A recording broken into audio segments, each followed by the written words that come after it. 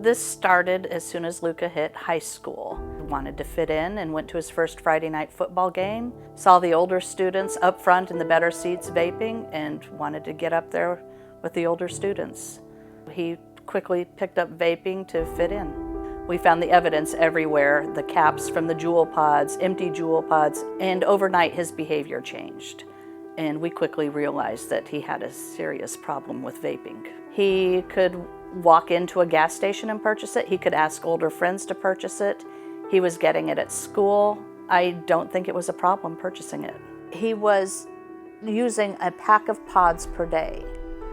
One pod is the equivalent of 20 cigarettes. That was 80 or more cigarettes per day, sometimes in a sitting. There's no wrapping your head around that much nicotine and what it does to the adolescent brain. Basically, our children became lab rats.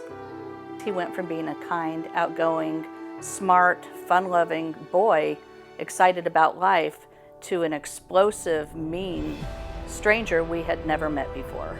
There was a sense of shame and embarrassment because our child was losing his mind and destroying our house and verbally and physically abusing us and our property. He was using 24/7. They're using Juul to self-medicate themselves for their Juul-induced anxiety. It's a vicious circle.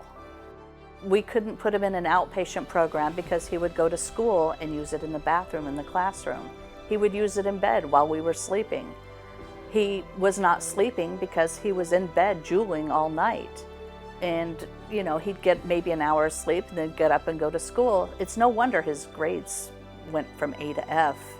We were looking for treatment options at that point, and then last September he had a grand mal seizure after a long night of juuling. And that was very scary for us because he could have died, or he could have ended up with irreversible brain damage. He lost consciousness for 6 minutes. He turned blue. He was foaming at the mouth, and it was absolutely horrifying to us. And we thought that maybe that would help him, give him the urge to not do it, maybe give him the will to quit, scare him. But it didn't. It wasn't just that he didn't have the will to quit, he couldn't quit. It was completely out of his control. He was addicted.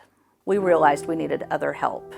We tried everything. Every youth-focused assistant group, substance abuse program in the area. I called the insurance company. We tried doctors, the neurologist, a cardiologist, the pediatrician, the emergency room. No one had any information on Juul other than what I knew. The closest I could find was California, and it turns out California is ahead of the game, and they were willing to treat nicotine use the same as any other substance use.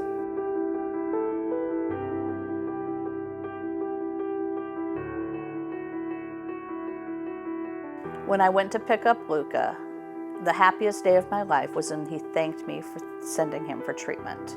I never thought that would happen. The parents need to support their kids in quitting before the damage is done.